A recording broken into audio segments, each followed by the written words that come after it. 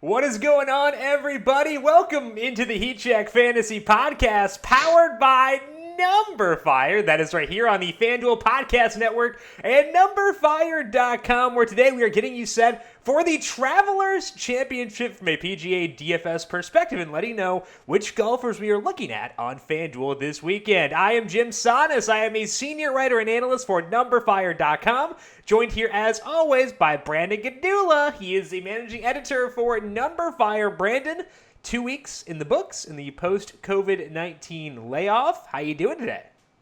I'm good. I mean, you didn't count us in, so yeah, I know. I've gotten out of rhythm, where I forgot that I don't count because it's different based on the show. Yeah.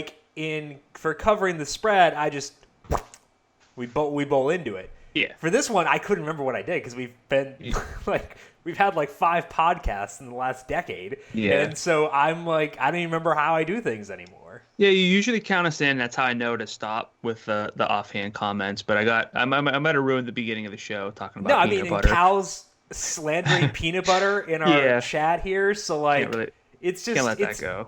It's crazy across the board. So I'm gonna keep your audio in there of you laughing at the beginning because people need to know that Cal is unhinged and he needs to be yelled at for this. Yeah, I mean you can't hit on peanut butter. No. It's S tier. It's an S tier food. It's an S tier snack.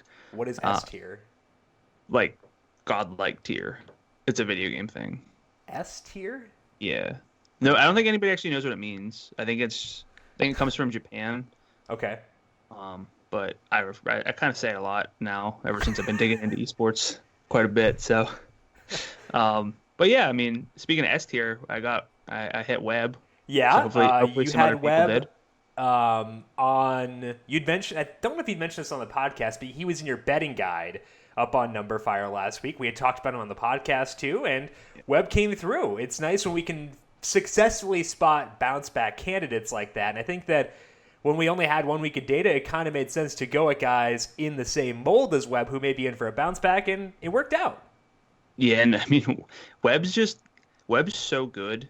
He's not long off the tee, and I think he just gets a lot of disrespect for that. Also, he's Webb Simpson. He's not one of these more popular, just charismatic guys. But I don't know anything about Webb. But yeah, I mean, I'm just being honest. I don't know a lot about him, but he doesn't obviously jump off the page as someone that casual fans are gonna sort of flock to. But right. Yeah, I mean, you mentioned the bounce back and the stats and stuff. I was actually looking into week to week because we have 2 weeks of data, and I was I wonder if the Charles Schwab predicted the RBC Heritage at all. The R squared values are minimal. They're basically all zero except strokes gained off the tee, which was a 0.13. So if your process has been just really focusing in on these past 8 rounds, maybe scale back and look at the bigger sample. Yeah, and I think that's just a general thing too, With because golf, yeah.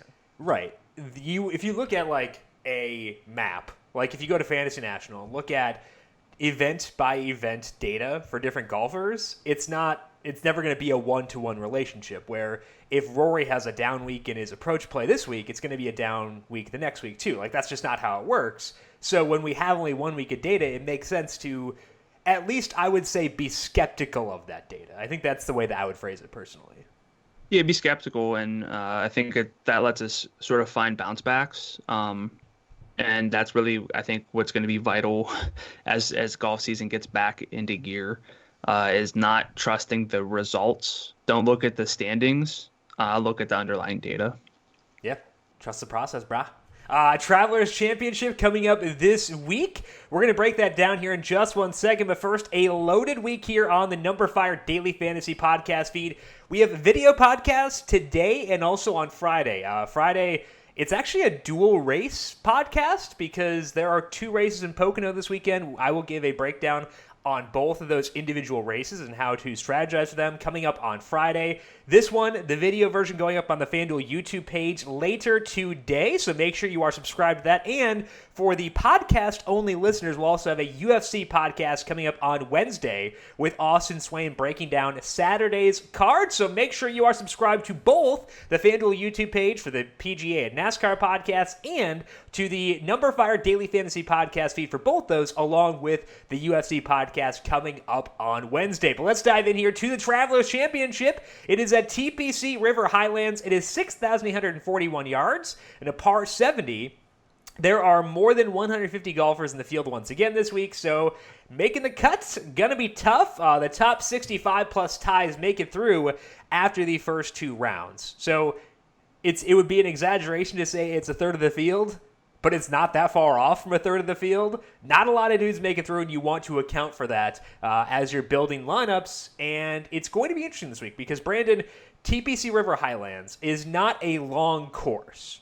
However, that does not mean it is necessarily an accuracy course. So talk me through the stats you were looking at this week for the Travelers Championship.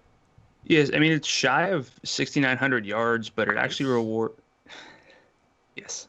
It does reward strokes gained off the tee more than usual, according to Data Golf's course history page. Approach play still matters more than off the tee play by almost double in terms of explaining scoring, but it's a little less than usual, which means a little bit more on off the tee, a little bit less on approach, but approach is still number one. The point there, obviously, is that we want ball strikers. Just two par fives on the par 70, so I think par four scoring makes some sense. I don't really like par four scoring because it does factor in putting, which I always try to factor out, but we don't really have that option yet. So I'm just kind of really hoping for strokes gained tee to green on different pars or even greens in regulation on certain pars. That would be awesome. So if anyone who's listening has that capability, enterprising people out there, let us know. That changed the game, I think, in a lot of ways. But with how good the fields have been and how low scores have gone, I think birdie conversion is just something we have to factor in as well. Don't really ever want to ignore scoring rate birdie rate for fantasy purposes anyway. So my key stats are approach, off the tee, greens in regulation, par fours, and birdie or better rate. And then again, like I said, in terms of the super recent stats, it hasn't been overly helpful. It's probably been actually a bit of a hindrance. So make sure that you're looking not at these past 2 weeks and saying that's what's going to happen this week. Look back a little bit more. Yeah. For me, for my off the tee stat, I wound up going good drive rates because looking back at the golfers who have done well here in the past and where they've ranked for the full season in PGA Tour statistics, last year, the median ranking for the top 20 golfers in good drive rate was 50th. And when you look at the individual golfers on that list, it seemed as if they were good at one thing. It was either good at distance or good at accuracy. They didn't have to be good at both, which is why I wanted to go with good drive rate. And I think off the tee would have been equally fine. I just happened to go with good drive rate instead because I want to find golfers who can take advantage of the length at times, but also who aren't going to totally spray it, I guess, or could potentially, I don't know, the best way to phrase it. I wanted good drive rate was what it came down to because I want them to be good at one thing or another. And I think that's what it boiled down to. That may lead to some differences in the golfers we're targeting this week if I'm looking at good drive rate, whereas you're looking at strokes gained off the tee. I know it's not a huge difference, but there is a difference between those two for sure. There is. I think that I kind of go back and forth on the stats, those two stats. I don't really think that there's any way to prove which one is better week in and week out because we can't always predict which stat is going to kind of stick. But like I said, the only stat week to week so far that has had like any kind of tinge of predictiveness has been strokes gained off the tee, which makes sense. Both of these courses have been courses where you can hit some long drives, but you have to hit some fairways. But still being long and hitting the rough sometimes is still gaining strokes on the field if you're 60 yards out, on the average. So I'm going with strokes gained off the tee, but I can't really fault you for going with good drives either. So we'll break down the implications of those stats in just 1 second and look at golfers who have done well at TPC River Highlands in just 1 second. But first, the UFC continues to roll on, and there's no better place to get in on the action than on FanDuel. For just $8.88, enter FanDuel's $150K UFC Octagon for this Saturday's event and compete for your share of the $150,000 prize pool, including a $30,000 first place prize. Take your pick of Dustin Poirier, Mike Perry, Jordan Griffin, and so many more, and follow along using FanDuel's live scoring as the fights unfold. Someone is going to win $30,000, and it might just be you. For more details, visit FanDuel.com or download the FanDuel app today. Eligibility restrictions apply, and again, UFC podcast breaking down those contests coming up on Wednesday. Let's take a look at golfers who have done well at TPC River Highlands in the past, and I think the big name here, Brandon, is usually Bubba Watson. Bubba, a recent winner, but the form for him goes well beyond that. He won here in 2018. He's been dominant effectively here for a fairly long time. What are you seeing with Bubba this week at $10,800? Yeah, pretty pricey on FanDuel at 10.8, but he was solid last week. Faded, finished 52nd, but that was after a 7th at the Charles Schwab. He's actually gained strokes off the tee, and with his approach play in each of those starts, definitely something that we want to see. He's 17th in ball striking, just combining those two stats over the past two starts. And then, of course, the reason we're talking about him here is that course history. 54th last year after a win, a missed cut, a 25th, a win. 31st, 4th, and 2nd. So that's 2 wins, 4 total top 5s in 8 starts, 7 made cuts. He's been pretty much a lock to gain strokes off the tee, which is vital for this course. That should keep him in play. And again, gaining strokes off the tee is something that I'm kind of sticking to because it's been a little bit, helpful, to predict week to week so far in this short sample back. So Bubba's probably going to be popular at 10.8. It's not a value price, so where are you with Bubba? I think it's scary because, like you said, it's not a value salary when there are really good golfers around him. Like we're about to talk about Paul Casey at 10.7. I have this concern for him, and I love Paul Casey.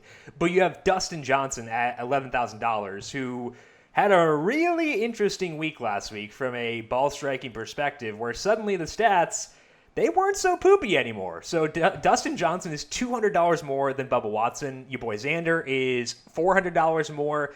And I think that it's also worth mentioning that it's tough for me to buy into guys who've had like wins in this event in the past because the fields haven't always been as good as they will be this weekend. Last year specifically, no Xander, no DJ, no Justin Rose, no John Rahm, no Webb Simpson, no Rory McIlroy. Those are all guys who will be in the field this weekend who were not here at least last year. So I think to me, I hope Bubba Watson is popular because I think if that draws away from Dustin Johnson and Xander Schauffele and guys like that, we could be in a really advantageous situation. The counterpoint is maybe Bubba won't be popular because they're there. I think you could view it either way, but I think if I had to guess, I would lean your direction in assuming that he will be a guy who is on a lot of rosters. Yeah, and I don't think he's a bad play. I would put there are very good odds that Bubba gains strokes off the tee, and that's important here. That's pretty predictive. It's pretty reliable. It's a matter of whether he really hits the high end of the variance. And I mean, it's possible, but with those other names around there, and there's another name below him you didn't mention, but Colin Morikawa, I just love this week. Sungjae Im's 10.4. We aren't really pushed into playing Bubba. Now, because we're talking about roster percentages, I will make mention that last week we saw really flat numbers. Rory was on 23.5% of FanDuel lineups. Justin Thomas 23.4%, so basically the same. And those were the only two guys above 21%. So we're going to see some low ownerships across the board because these fields are so deep and so good. So fading any golfer at this point, if these trends continue, we're not going to get a ton of leverage, but it's still a matter of something that we have to factor in when building tournament lineups. Yeah, and I think that there will still be situations where we can spot golfers who will pull away from the pack. I'm not sure if Bubba will be that this week, so I would be tuned into FanShare Sports and checking out their tags and stuff like that. But there is a possibility he could, just based on, it seems like people have been putting extra weight on course history than they had previously, potentially because there's less current form data to deal with. But I think I would keep an eye on that for sure, because he is someone who could pop there. You could say a similar thing about Paul Casey. So let's talk about Paul Casey, because he is 10-7, directly beneath Bubba Watson, and this will be his 6th trip to the Travelers. 4 of the previous 5 have resulted in a top 5 finish. That includes a pair of runner-ups. One was in 2015, other was in 2018. He was 5th in both 2017 and 2019, and it hasn't all been fueled by putting either. He actually finished 5th in 2017 despite losing a stroke on the greens. He's gained at least 8.3 strokes tee to green in 3 of those 5 events.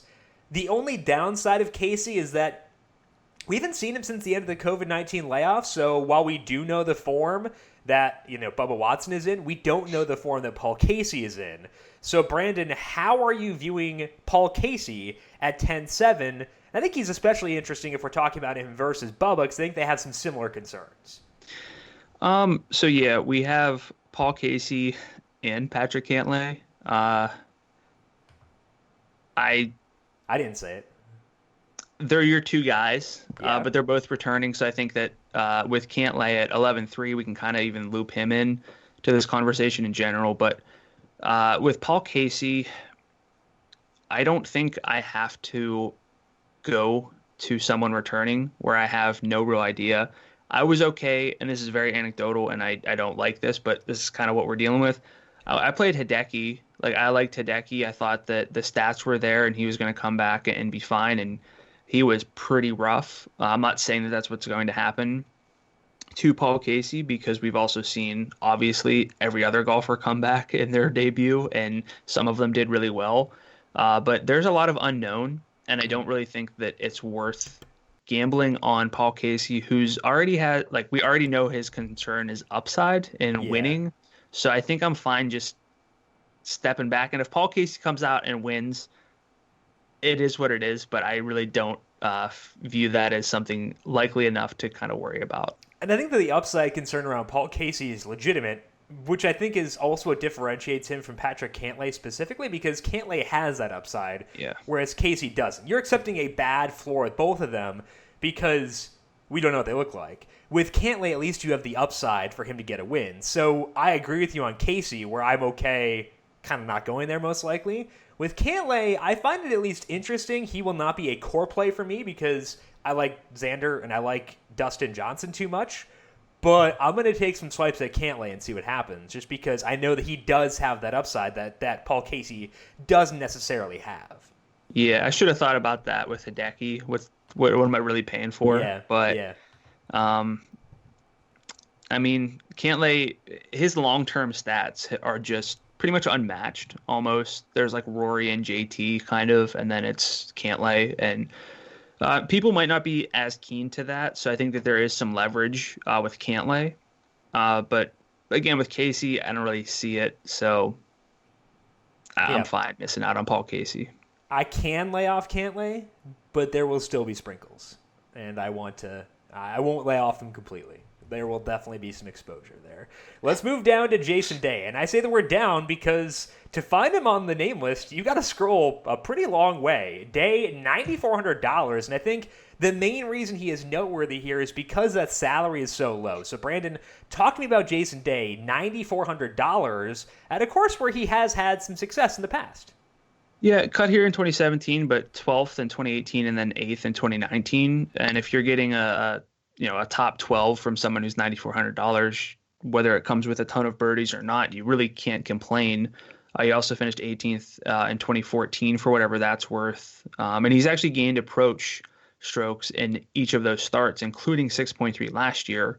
And again, he's only $9,400, but obviously things have not been good for Jason Day lately. He's missed both cuts so far while losing 3.3 total strokes tee to green, lost 4.1 with his approach play.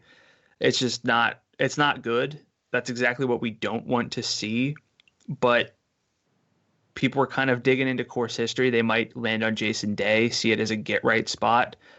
What are your thoughts on Jason Day, who you're historically down on as it is? But do you see any reason to play Jason Day at $9,400? So the reason I'm usually out on Jason Day is because he's so expensive, and like I could just go with someone who's a lot less volatile for the same salary, and do it that way. $9,400 is different. Now I don't hate the salary this week. I don't hate the salary range this week. I actually kind of like the low 9,000 range, which is a deviation from the first 2 weeks. So I'm actually okay with this range. I expected Jason Day to be popping on the FanShare tag list, so I was pulling it up while you were talking about him. Was not checking Twitter or something weird. I actually was paying attention to you for once. And I expected when I pulled up FanShare for Jason Day to be near the top of the list because the salary for him is low on multiple sites, not just FanDuel. He's low elsewhere too, but he's tied for 24th in tags right now. So he's not getting that much buzz. We know he can have spike weeks because he occasionally puts things together. I think that Day is an easy avoid for me in cash games, but he can be similar to Cantlay where I want to sprinkle him in and see what happens because I know that the upside when he is on is really good. So I would say he is a sprinkle play for me in tournaments, like a 20% exposure type guy. I think that's roughly where I land on Jason Day. What about you? Yeah, I was kind of expecting just to say no. Not at all. But I mean, look, I don't put stock into finishes, but finishes do correlate really well with FanDuel points. And obviously, if you're finishing well, you're doing something right. Mm-hmm. But I mean, he has a 4th back at Pebble Beach, 16th at the Farmers. I mean, that's the beginning of the year. But we're looking at, again, top 15, top 20 upside for someone who's $9,400. We know that the short game's there, so if he can just kind of not be terrible off the tee or with his approach. I mean, his approach has been very bad in these 2 starts, but he did gain strokes off the tee last week, and we've seen him sort of gain strokes off the tee very often. So if he can just hit some fairways, not be terrible, push through, make the cut, finish top 25, that's not going to be the best outcome, but we know that his range of outcomes is a little bit higher than that as well. And we know his floor is bad, but that's true for everyone in the low 9,000 range. So I would say to keep an eye on FanShare tags this week and the sentiment around Jason Day because I think he's cheap enough where sentiment could swing very quickly once people catch on to the fact that Jason Day is super cheap. That could change. So I would not just assume he's going to be lower rostered because of these numbers.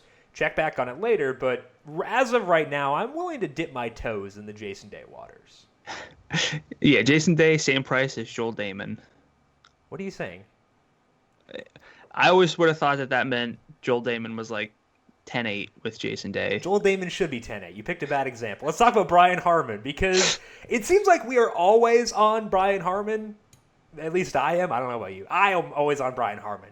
And we have an extra reason to do so this week because TPC River Highlands has always been really kind to Harman. Harman has been here 9 times and has made the cut in 8 of those. His finishes have been really good recently. 3rd in 2015, which was kind of long ago, but 6th in 2018 and 8th last year. That's all good. The putter has definitely helped Harman the past 2 years, but he's generally good on bentgrass and POA. Things have been okay for Harman. Coming off of the COVID-19 layoff, he's been top 30 in both events. So Brian Harman is part of the reason why I am very okay with the low 9,000 range, and Joel Damon too. What about you on Brian Harman at $9,200? Yeah, the reason that we've liked Brian Harman, it hasn't been something that we've loved. We haven't loved Brian Harman forever. It's been last 6 months or so. Well, I'd say like last summer-ish, he started being like really... I guess 6 months is December. Yeah. Wow. Okay. We are in June. Holy gosh. Yeah. But yeah, it hasn't been that long. But yeah, he just has become like a really consistent, really balanced golfer. The only concern I have is that he's lost strokes off the tee in both of these starts, but he's picked up strokes and approach. We know that the short game is good. We know that he's balanced. He's $9,200. So I have him as a pretty safe pick here at the price, and it does help you. It kind of opens up a lot. I've been building balanced lineups. We don't always have to, hover right around $10,000. Harmon opens up a lot, like I said, and I think we're both in on him for good reason. Yeah, and I think another part of the reason why I am inclined to get to guys like Harmon is that the 8,000 range is definitely not my favorite this week. It's frankly kind of scary. So if I can find more golfers in the low 9,000 range, I will be very okay with that. The 8,000 range in a deep field is always rough. I think it's worse than usual this week, based on because I was trying to find guys right up for the value section, and it was tough. I like a few, but again, you're just really opening yourself up to a good chance of a missed cut. Yep. Let's move on here to the current form section. Discuss a couple of golfers who have been good, most likely specifically since the end of the COVID-19 layoff. As you mentioned, that's not always indicative of them being good going forward. So let's talk about a couple of them and see whether we should buy into what they've been doing recently. The big one is Abraham Ancer. Ancer was in contention this past week. He was good the week before that too, but now he's 10-6. So what do we think about Abraham Ancer this week, Brandon, for the Travelers Championship? Yeah, Ancer's been a long time heat check favorite, I think. At least for me, I think a little bit more than you, but I know that you're in on Ancer quite often as well. Finished 14th and 2nd in the two starts since the layoff. He's the only golfer in the field to gain strokes in each round with his ball striking over a full 8-round sample. John Rahm, Dustin Johnson, and Max Homa have also done it, but they've only played 6 rounds because they each missed a cut. So Ancer's ball striking has been kind of the best of anyone coming back over that full 8-round sample.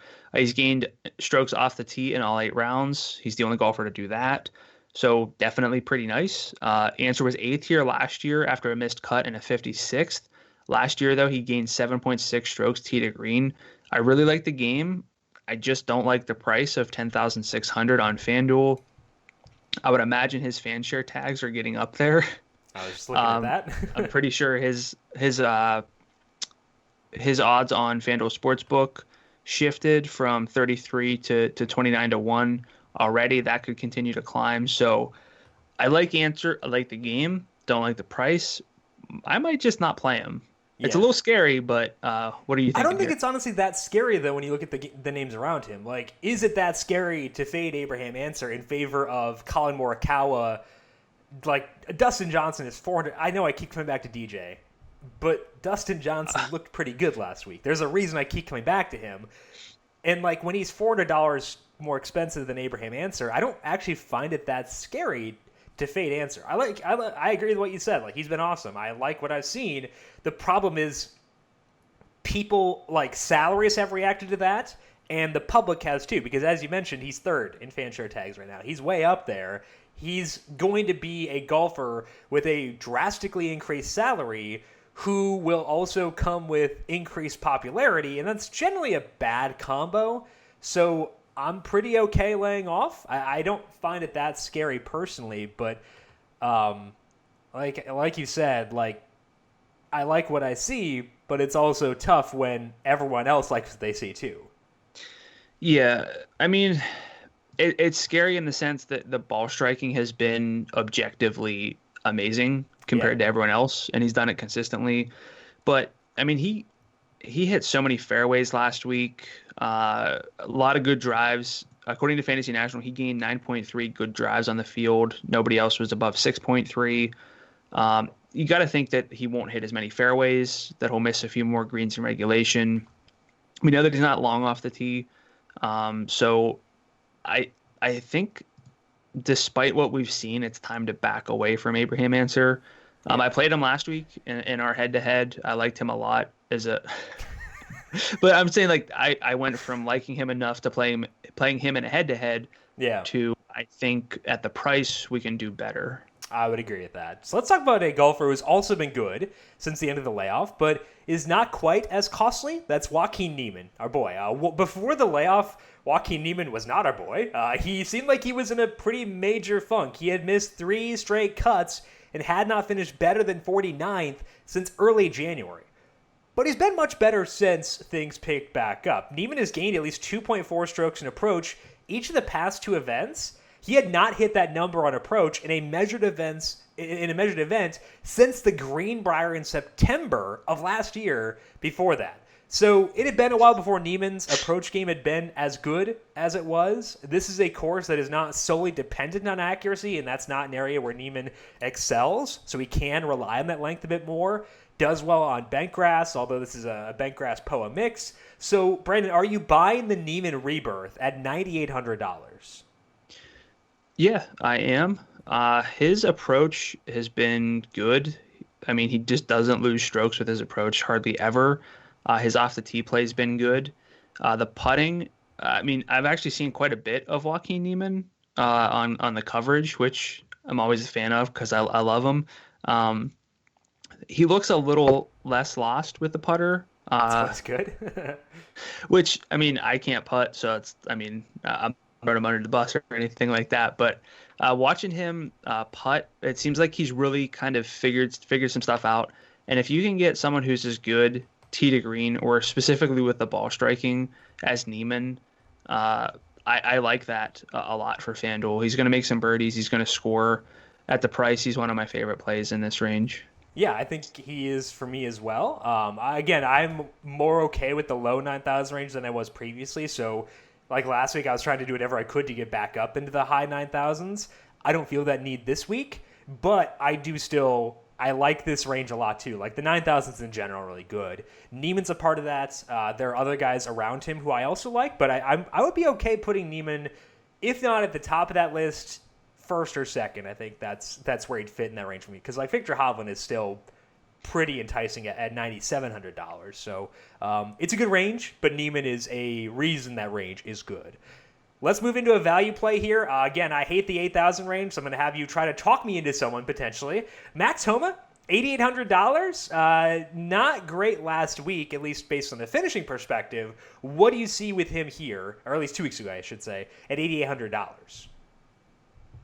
So Homa missed the cut at the Charles Schwab, was 41st at the RBC Heritage, so definitely not great there. But the underlying data definitely not bad for the price at 8,800.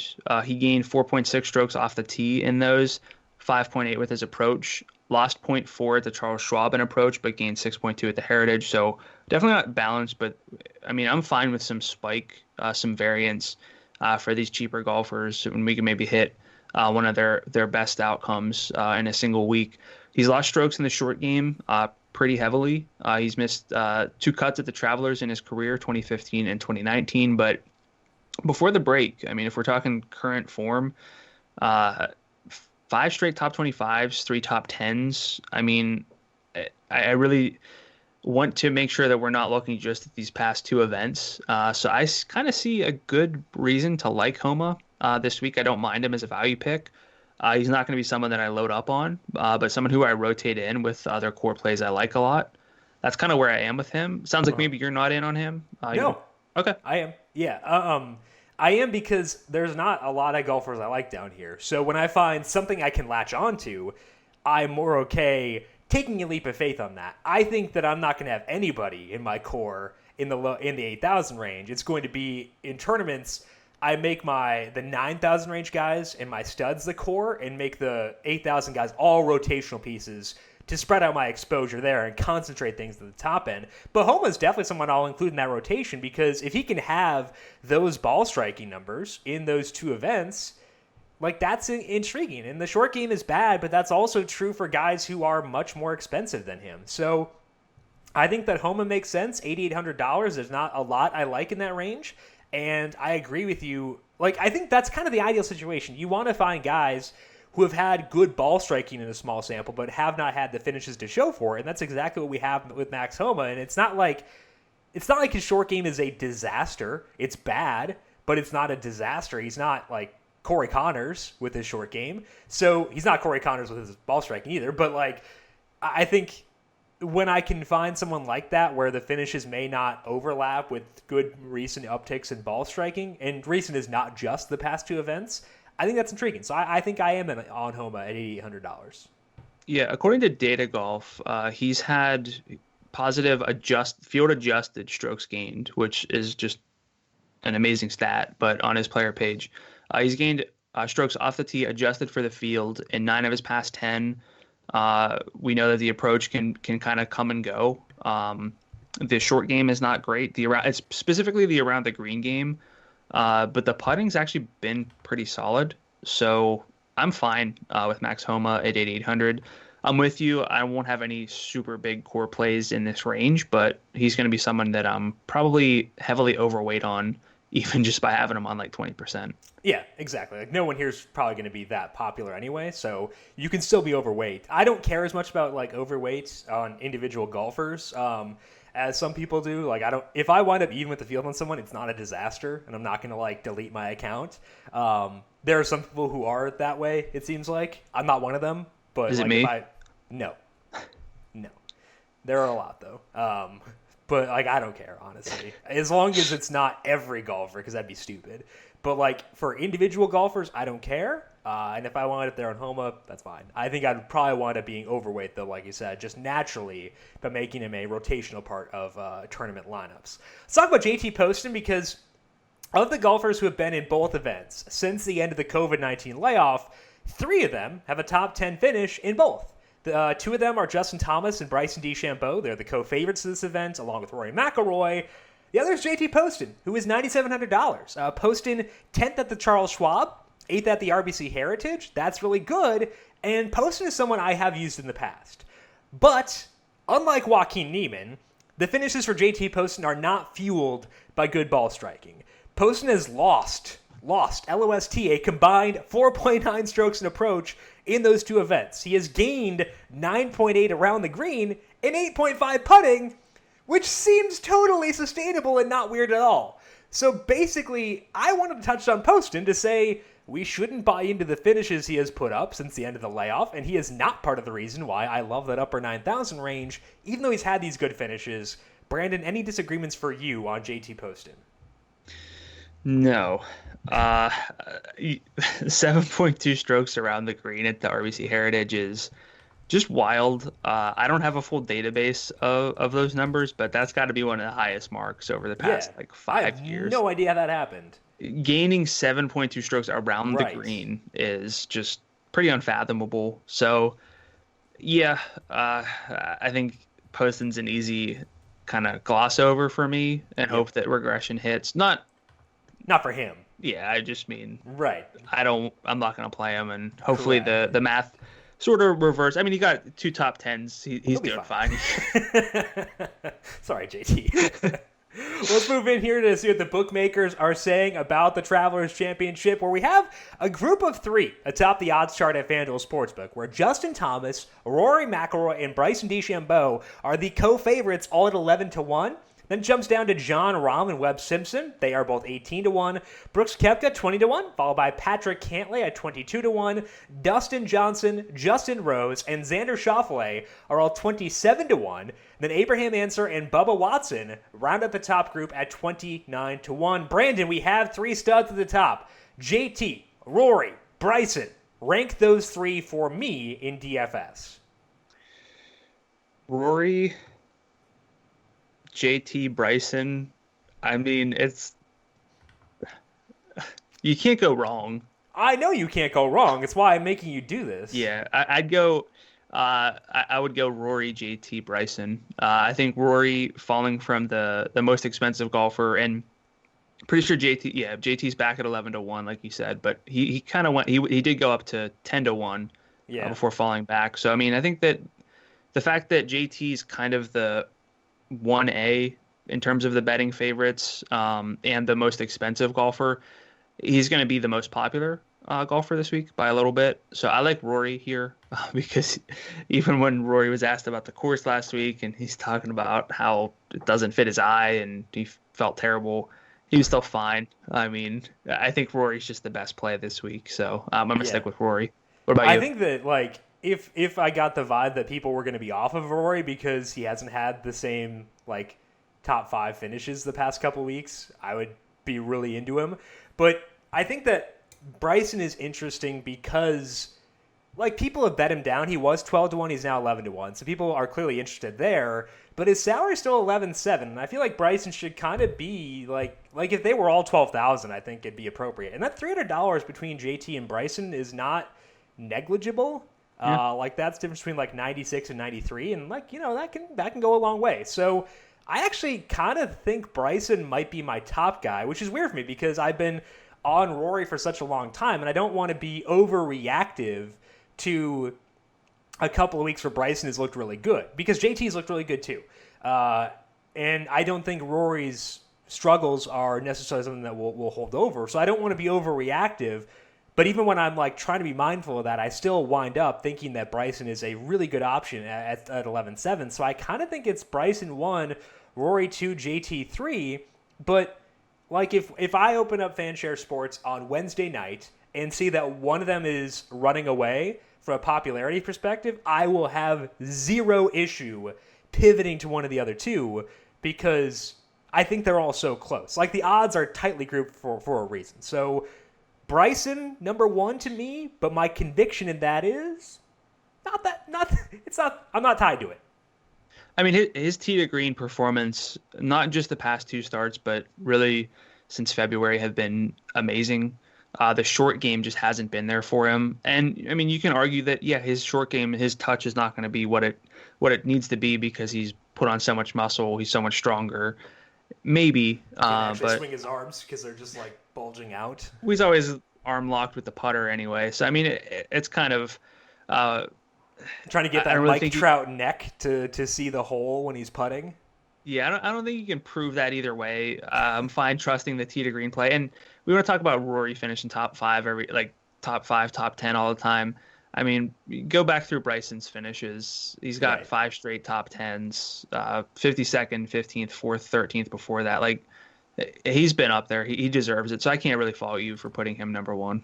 It's really tough though, and we rode JT so hard over the summer that it's really hard for me to put him 3rd on this list. Yep. But the salary savings do make a difference, and I really, really am intrigued by what we've seen out of Bryson. So I am willing to be reactive to popularity this week, and I want to keep that in mind. But just playing things straight up, Bryson will be my number 1. There is a good second tier though. We got Webb in there, Brooks is in there, Rahm, Cantlay.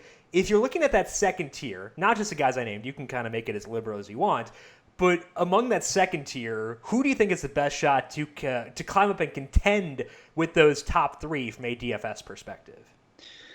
So I'll kind of just look from DJ up through Webb, so like the 11,000 range, any of them really. Yeah. I mean, that's the problem. I mean, I've been on Jon Rahm the past 2 weeks. I'm kind of stepping away from that. Would it surprise me if Jon Rahm wins this thing? No. Sure. Same with Xander. Xander was pretty rough on the weekend last week, but still the long-term form is amazing. If I have to pick one, I think it's going to be DJ, but Brooks is right there. It's so difficult to narrow this down and pick just one. I know I have to, but I'd probably go DJ just for the price. But I don't want to forget about Jon Rahm and Brooks Koepka.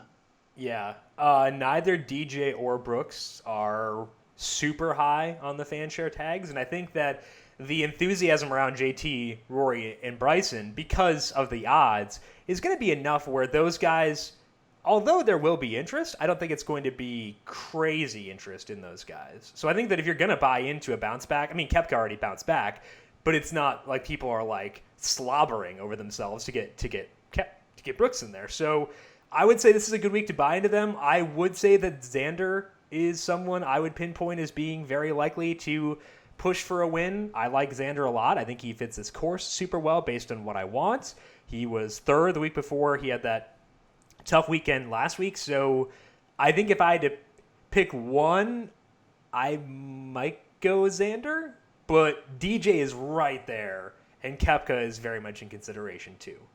Yeah, it's scary to feel like we're not really taking Jon Rahm seriously.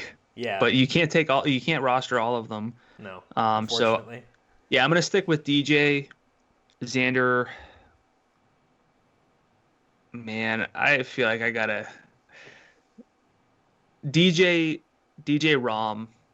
Oh, all Look, right. I have to be like, I don't think we should just gloss over John Rom, I and I think feel like that's we very fair. are. No, I think you're right. But DJ is my number one just because of the Okay. price. I'm in line with that.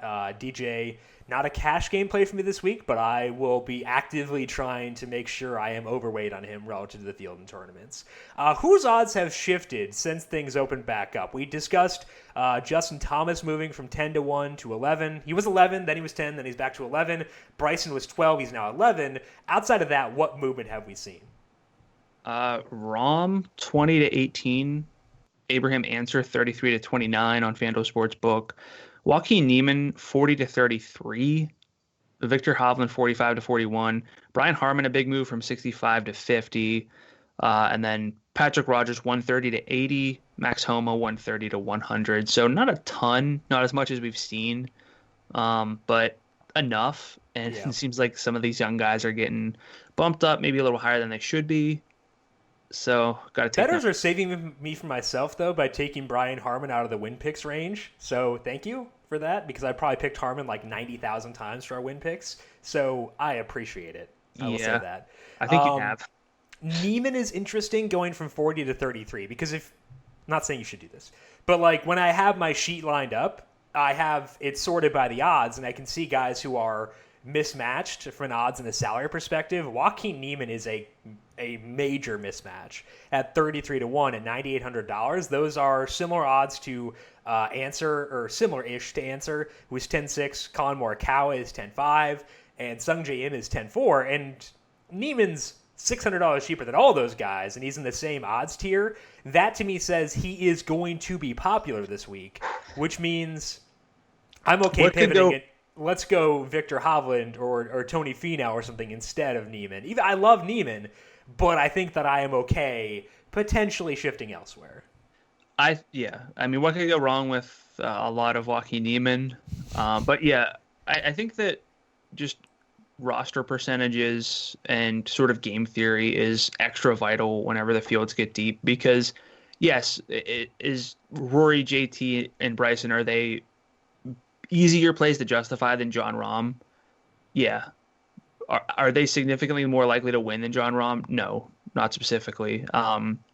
They are a tier above some of these other golfers, but I think we have to do a little bit better of a job with these deep fields of just kind of saying we don't know everything and that there are other options who are in play. You should be more willing to pivot when you can replace that production elsewhere. And in these fields, you can replace that production elsewhere. So that's why I personally have been more willing to react to popularity than I have been in the past couple of weeks. Let's move on to talking about some golfers with lower salaries that have odds that stand out to you. Who pops there, Brandon, from an odds and salary comparison perspective? Brian Harmon's one at $9,200. He's 50 to 1 on FanDuel Sportsbook. Jason Day's 65 to 1 at $9,400. I guess Scotty Scheffler 96. It's not cheap, but he's also 65 to 1. Some golfers at 80 to 1 include Cameron Champ and Patrick Rogers, who are both sub 9,000 on FanDuel. Jason Kokrak, Billy Horschel, Shane Lowry, Louis Oosthuizen, all in the low 9,000 range at 90 to 1. And then Max Homa, Kevin Streelman, Shez, Reavie, your boy, Russell Henley, and Dylan Fratelli, all 100 to 1 and all below 9,000 as well. Patrick Rogers opened at 130. He's now 80 to 1. Yes. Did we talk about that? Oh, yeah, you did. Okay. Whew. Remember when I said that I was paying attention to you earlier in the podcast? You paid attention that one time, so you're set for like the next, you're right. few months. Okay. Yeah. I cashed out. Are you buying into the movement on Patrick Rogers? Like, is he someone who interests you or no? I haven't really looked much, but no. Okay, cool. I'm just to the point where there are so many good golfers and options at various prices where if you don't really pop out to me at the start, I'm probably not going to get there. Yeah. So that's just where I think that's fair. Weather this week, nothing too big. Super low winds early in the day on Thursday that will eventually rise, but they never get above 10 miles per hour, so like a 4 mile per hour difference between early tee times and late tee times. Similar thing for Friday, so nothing big there. Potential rain late Saturday and into Sunday, but no wind associated with it. So it could be a bit wet over the weekend, but doesn't look like things will be too crazy at all, so I wouldn't worry too much. Obviously, because there are less sports going on, more of you may be inclined to play like single round DFS. There you want to be more vigilant about the weather than for a full tournament roster. But for this podcast, we're focusing mostly on the full tournament, so I think you're okay to mostly disregard weather for this weekend. Do you want to say something? You looked like you were... No, I'm just okay. reading stuff. All right, let's move on to the player picks then, starting off with the studs for the Travelers Championship. Brandon, who stands out to you this week on FanDuel? I'm going to go with Rory McIlroy, which is not a surprise, but at $11,900, not the most expensive golfer for a change. He's been a little bit cold in the return, at least cold for his standards, but 32nd at the Charles Schwab, then 41st at the RBC Heritage. Lost 2.2 strokes putting overall to rank him 88th in that sample, but has gained 8.7 strokes tee to green, which is 13th most, and that includes last week when you could tell that he just did not like the course, how it fit him. He's talked about why he doesn't play it a lot. So with all that in mind, he's been very good. He has a pair of top 20s at this event in 2017 and 2018, gained 7 strokes off the tee in each, which is amazing, and off the tee play something I'm valuing a lot. So I like Rory, and it feels like maybe the luster is wearing off, but he's still the best FanDuel performer in terms of fantasy points above expectation since 2018. I'm just going to play Rory and feel okay with it. As mentioned, Rory's number 2 for me in that upper tier. Number 1 is Bryson DeChambeau. So let's talk about Bryson. Gotten a lot of buzz, but I still don't think it's like enough where he's going to be like outlandishly popular this week, at least based on the early read. That could change. But I'm hoping he won't be at least restrictively popular this week, because Bryson, over the long term, ranks 3rd in this field in good drive rates. He has been smashing things the past 2 weeks. That extra distance may be more apparent here than it was the past 2 weeks. And over the shorter term, Bryson's approach has been nuts. He has gained 10.7 strokes in approach over the past 2 weeks alone. $11,700. I think that's more than fair with how good he has looked. So Bryson number 1 for me, ahead of Rory, ahead of JT. Brandon, any final thoughts on that upper tier before we move on? Can't really go wrong, I will say. I've been tracking Bryson's driving distance a little bit. He, according to Fantasy National, he gained 57.9 yards over the average. That did not lead the field last week, though, which is surprising. It was actually Brooks at 63.9, and DJ was 3rd at 50.9. So some of these big hitters are still, Bryson can launch it, but some of these other guys still can too. So keep that in mind. But Bryson, I can see why you put him number 1. Another justification for interest in Brooks and DJ, though. Let's move on to our second high salary guys. Who else do you like up here, Brandon? I'm going to go with Colin Morikawa down at 10.5. The 11,000 range is very enticing, but it's really hard to get 2 of them, especially if you do spend up for one of the top 3. Morikawa should be good for a bounce back. He's not a good Bermuda putter, so it's actually a plus in his favor now that he's back on bent grass and POA.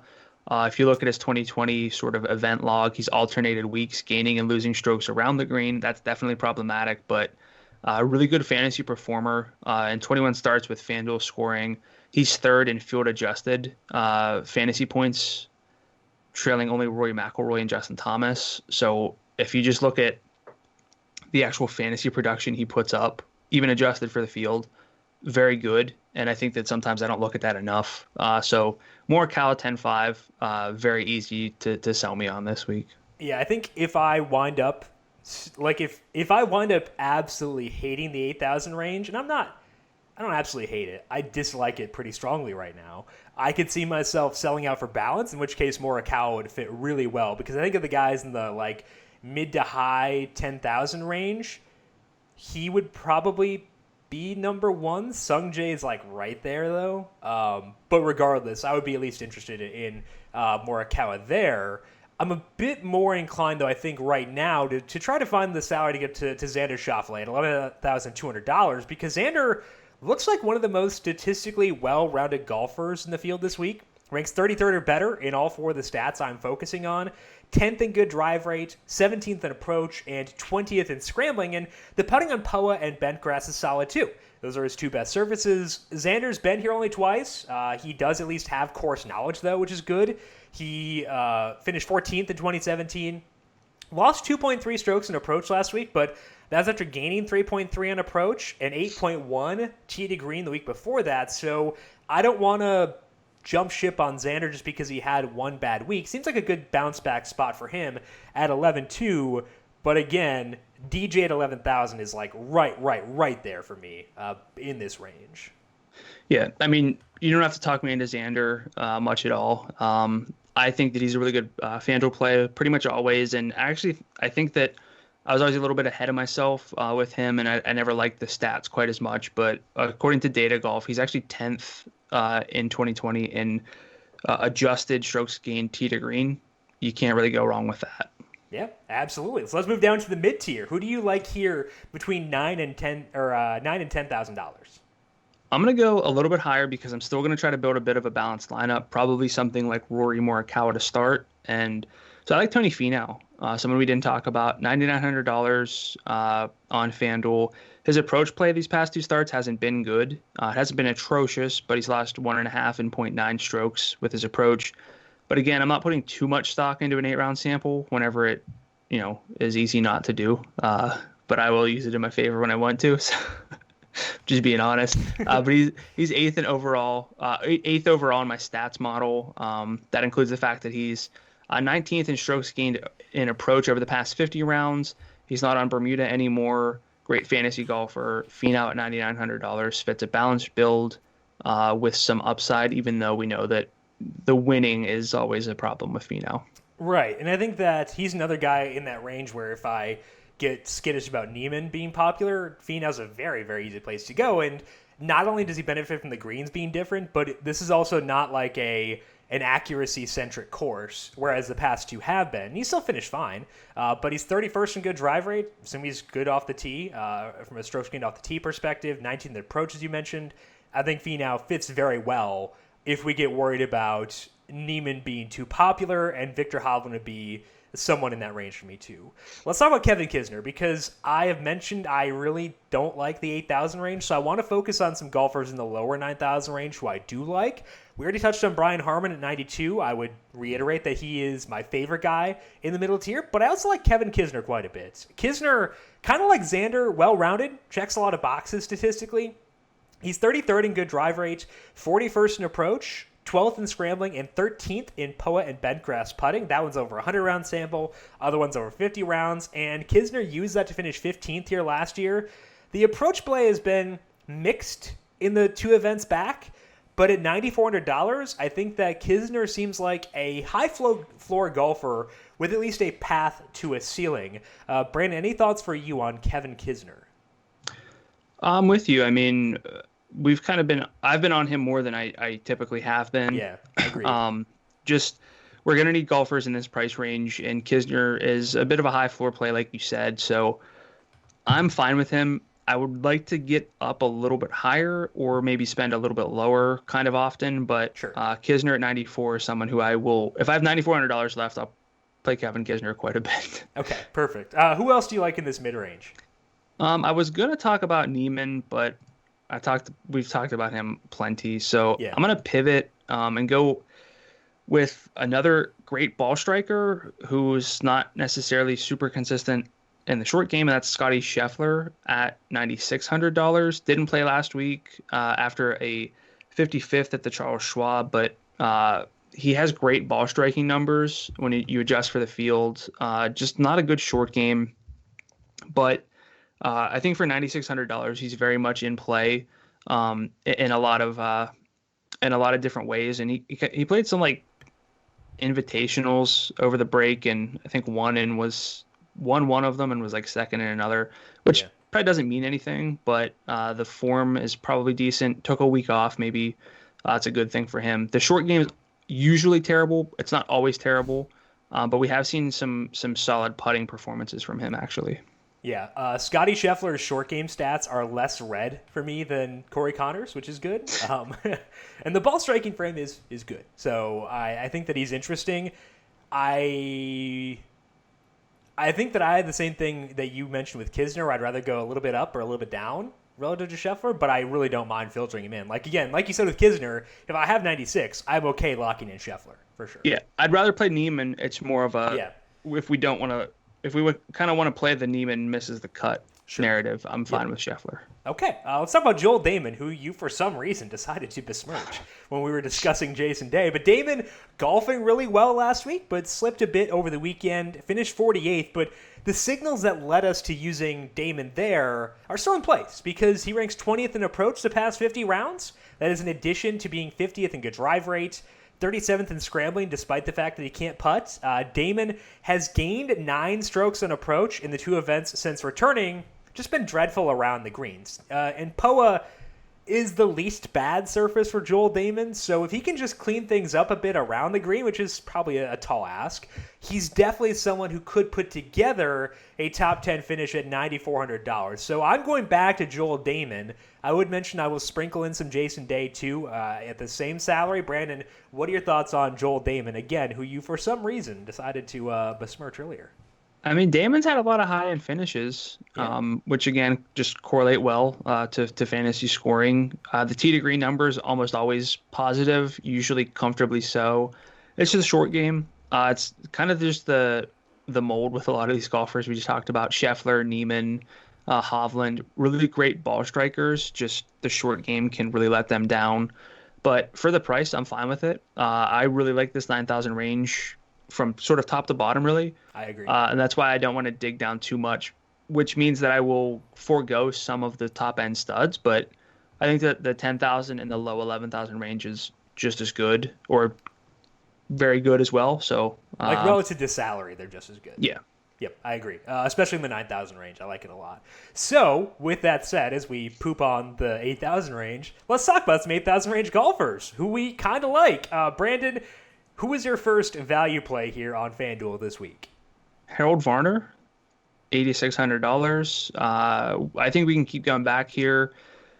He's 24th in strokes gained off the tee, 10th in strokes gained approach over the past 8 rounds. So these 2 starts. The long-term form is really good. He's actually kind of in really strong company. I actually typically go through and filter out guys who rank at least a certain threshold in my key stats, and he and Neiman were the 2 below 10,000 who actually hit those thresholds, so that's very promising for Harold Varner. His best putting surface is POA, still a negative on the surface, but you can't really ask for too much from a golfer who's $8,600 and who has been golfing well in the return.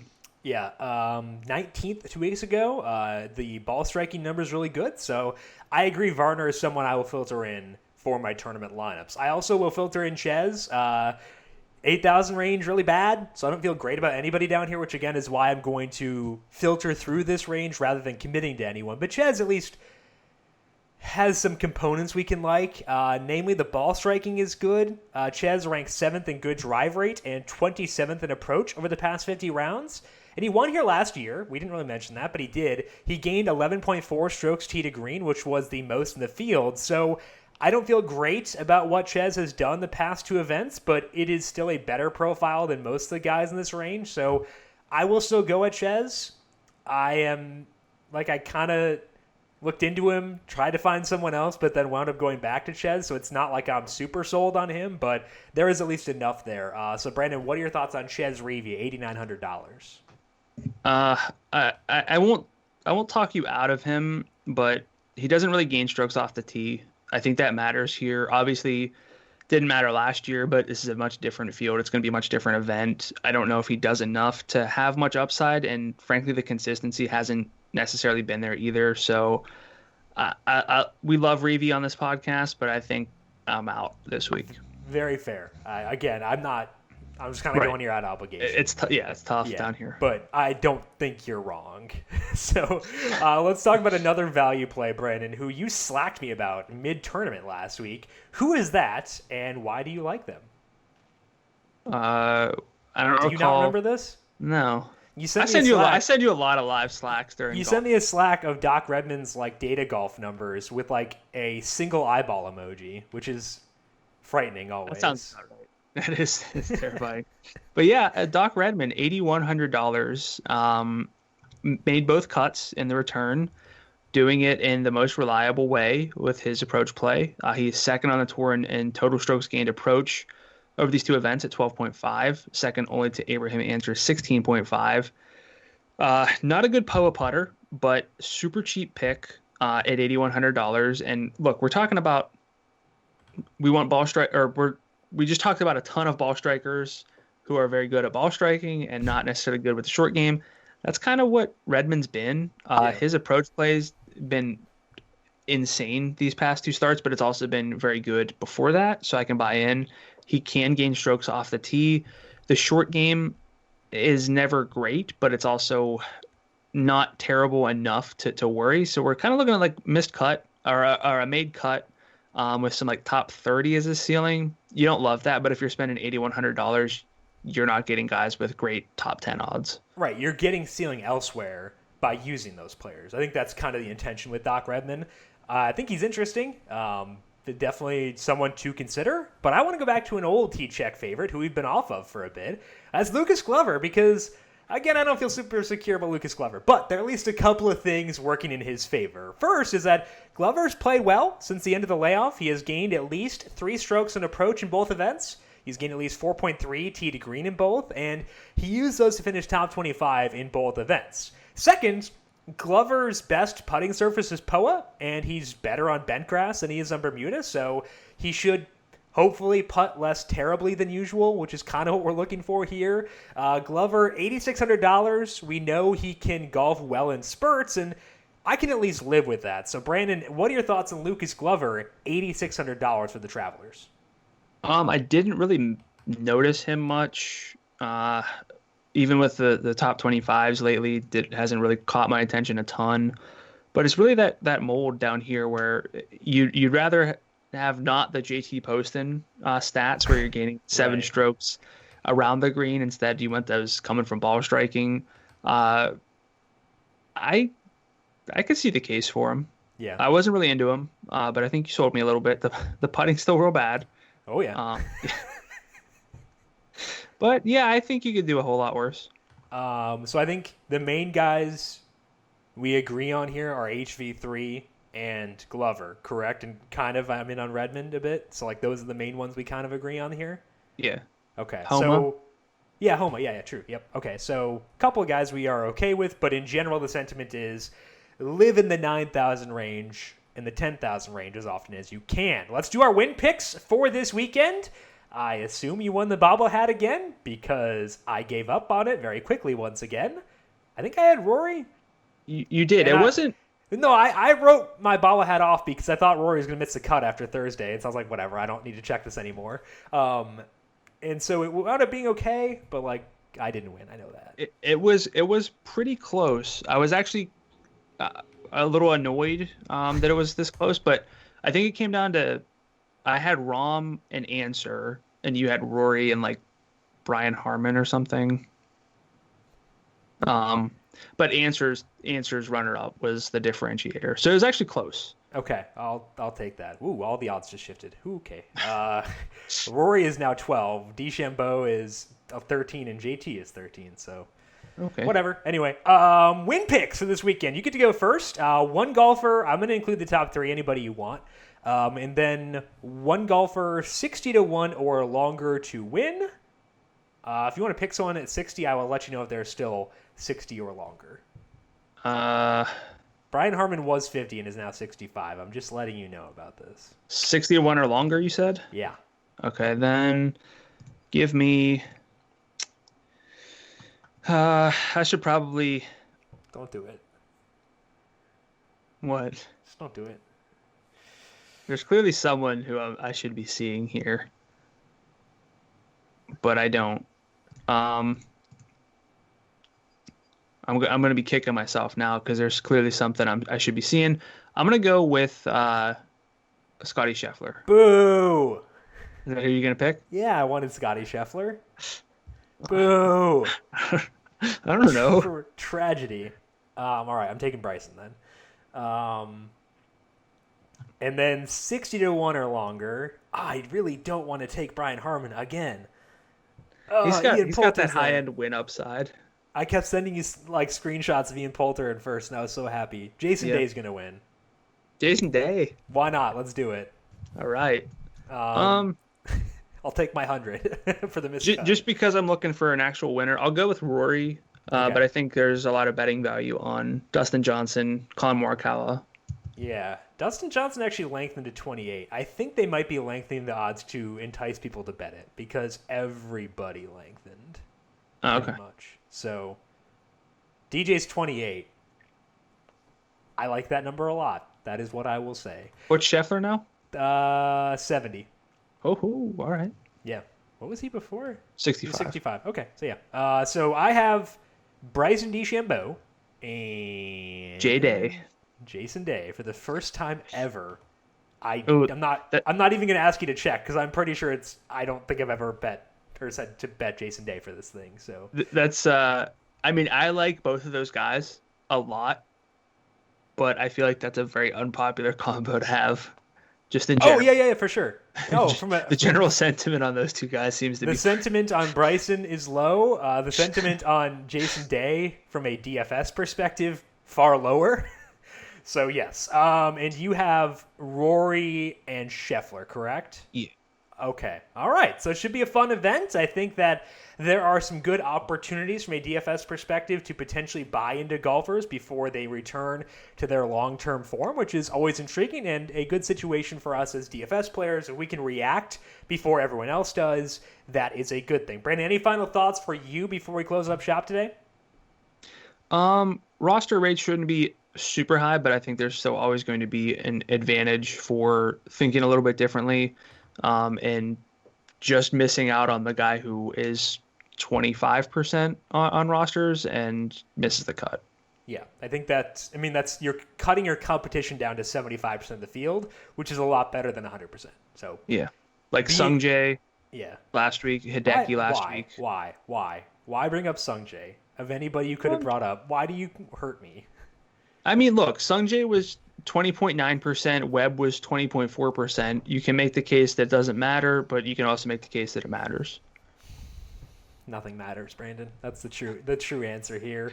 That is all that we have for today for PGA. But again, 2 more podcasts coming up this week. UFC Wednesday on the podcast only feed, on the numberFire Daily Fantasy Podcast feed, video and podcast version for NASCAR coming up on Friday. So make sure you are subscribed to the FanDuel YouTube page if you want to see the video version, and to the numberFire Daily Fantasy Podcast feed to get all these podcasts right as they are posted. And if you like what you hear, or if Brandon leads you to betting Webb Simpson and he gets you a win, leave us a rating and review as well. Brandon, if people have questions for you on Twitter, where can they find you there? I'm at Gdula13, GDULA13. And I am at Jim Sannes, JIMSANNES. You can also follow the FanDuel Podcast Network at FanDuel Podcast. Big thank you to Calvin Theobald, our video producer, for running the video side of things here today, as always. Thank you, Cal, and thank you to everyone for tuning in. We hope you do well this weekend for PGA DFS at the Travelers Championship. We'll talk to you once again next week. This has been the Heat Check Fantasy Podcast, powered by numberFire.